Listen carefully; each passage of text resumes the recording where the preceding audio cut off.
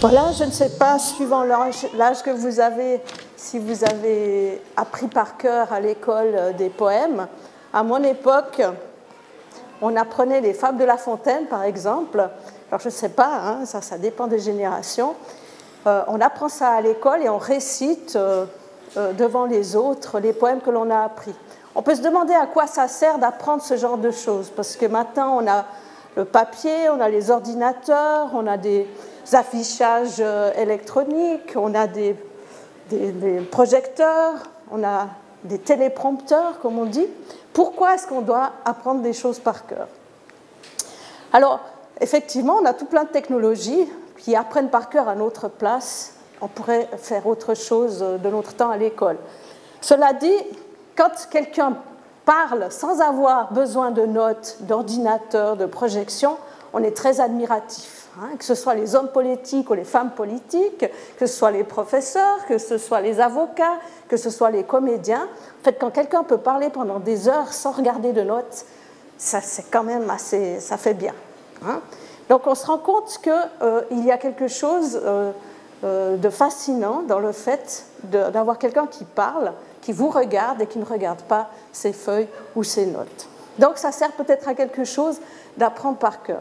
Toujours est-il que ça fait partie d'un art très très ancien, de l'époque justement où il n'y avait pas de papier, il y avait des plaques de cire, c'était très lourd, puis très petit. On n'avait pas de papier, on n'avait pas d'écran. Donc, il y a 25 siècles, justement, à l'époque romaine ou grecque, les poètes, par exemple, ou les hommes politiques apprenaient tout par cœur. Donc, ils avaient des techniques, mais des techniques qui étaient invisibles pour se faire. Alors, l'une de ces techniques est attribuée, mais c'est peut-être une légende, au poète grec qui s'appelle Simonide, Simonide de Chéos, et il lui est arrivé une drôle d'aventure.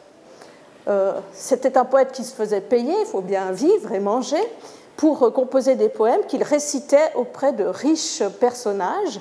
Et une fois, il a été invité par un riche marchand qui avait organisé un repas avec plein de gens, et il devait prononcer un poème en l'honneur de ce marchand.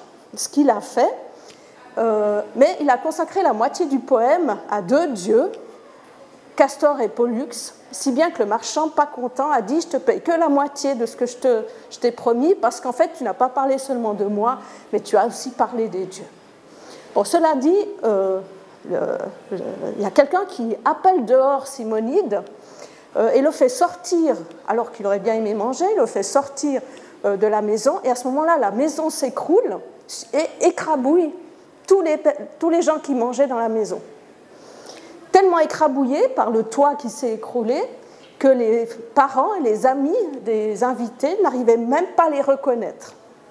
Et en fait, c'est Simonide qui avait en quelque sorte, on dirait aujourd'hui, photographié le plan de table, qui a pu dire où étaient assis toutes les personnes qu'il avait vues et qui a pu faire la liste de tous les invités, et si bien qu'on a pu les enterrer avec leur nom. Vous avez peut-être deviné que Simonide a pu sortir parce qu'il avait été appelé dehors par deux personnes. Vous voyez sur l'image ici, c'est Castor et Pollux qui, en personne, ont sauvé en quelque sorte Simonide en l'appelant dehors, et il était le seul survivant. Bon, cette histoire, j'ai mis ici un repas avec la reine d'Angleterre pour vous donner un petit peu l'idée de ce que ça pourrait faire quand un toit s'écroule sur des tables. Mais l'important pour nous, c'est qu'à partir de cette histoire de Simonide, c'est un Romain, un orateur romain, c'est-à-dire un spécialiste des discours qui vivait à Rome, qui s'appelle Cicéron, qui a dit « Mais tiens, là, il y a quelque chose d'intéressant, ça veut donc dire qu'on a une mémoire qui s'attache aux endroits. Hein. Dans notre tête, on a une mémoire qui est visuelle et attachée aux endroits, à l'espace. » Et s'est dit, tiens, ça c'est peut-être quelque chose qu'il faut explorer. Par exemple, vous avez certainement, si vous fermez les yeux, vous pouvez visualiser, voir dans votre tête votre chambre, votre appartement, comment on passe de la chambre à la cuisine, comment on passe de la cuisine au salon, ou bien quand vous sortez dans la rue, de nouveau, si vous fermez les yeux, vous voyez comment est la rue quand vous sortez de la maison, si je dois prendre à gauche ou à droite pour aller à l'école. Tout ça, vous l'avez appris par cœur. Mais vous n'avez pas fait d'effort pour le faire. Hein. Vous savez, par exemple, et surtout les filles, hein, vous savez exactement ce qu'il y a dans chaque tiroir de la cuisine, vous savez où trouver la petite fourchette qui, vous savez où chercher le rouleau de scotch, vous savez où est rangé votre t-shirt préféré. Tout ça, vous l'avez dans la tête. C'est comme si vous aviez tous les tiroirs et toutes les pièces dans votre tête. Et pourtant, vous n'avez fait aucun effort pour l'apprendre par cœur. Donc, comment utiliser cela, c'est dit Cicéron. Comment utiliser la connaissance qu'on a de certains endroits pour, en quelque sorte, y écrire ce qu'on doit apprendre. Alors là, j'ai mis des exemples, hein, le quartier, l'appartement ou bien un château que vous connaissez bien. Comment est-ce que vous pouvez vous servir de cette mémoire que vous avez des endroits pour retenir des textes? Alors voilà ce que propose Cicéron. Ça nous paraît un peu bizarre, hein? Dans votre tête, vous avez un appartement avec la cuisine, le salon, la chambre. Eh bien, vous allez, dans votre tête, déposer à certains endroits dans cet appartement des objets qui représentent des parties du discours. Par exemple, moi, j'ai commencé par parler de La Fontaine. Hein. Alors, j'aurais pu m'imaginer mon appartement, je monte l'escalier et je vois une fontaine. Hein, là, j'ai placé en quelque sorte une fontaine dans l'escalier. Hein.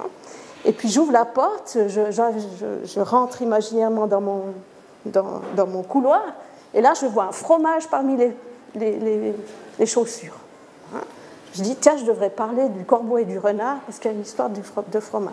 Puis je vais à la cuisine, puis là je vois un grand homme en robe noire qui lève les bras. Et là je me dis, ah tiens, je vais parler des pasteurs et des avocats. Hein, donc, pendant que je vous parle, je m'imagine dans mon appartement, je vois une fontaine, je vois le fromage, je vois l'homme en robe noire. Et c'est cette technique un peu bizarre que Cicéron a inventée et qui a persisté jusqu'à la Renaissance et même jusqu'au XVIIIe siècle et qu'on a oublié parce que pendant ce temps, on a inventé le papier, on a inventé les ordinateurs, on a inventé toutes sortes de trucs qui nous permettent de ne plus avoir besoin d'écrire les choses dans la tête, mais on peut les écrire sur des supports.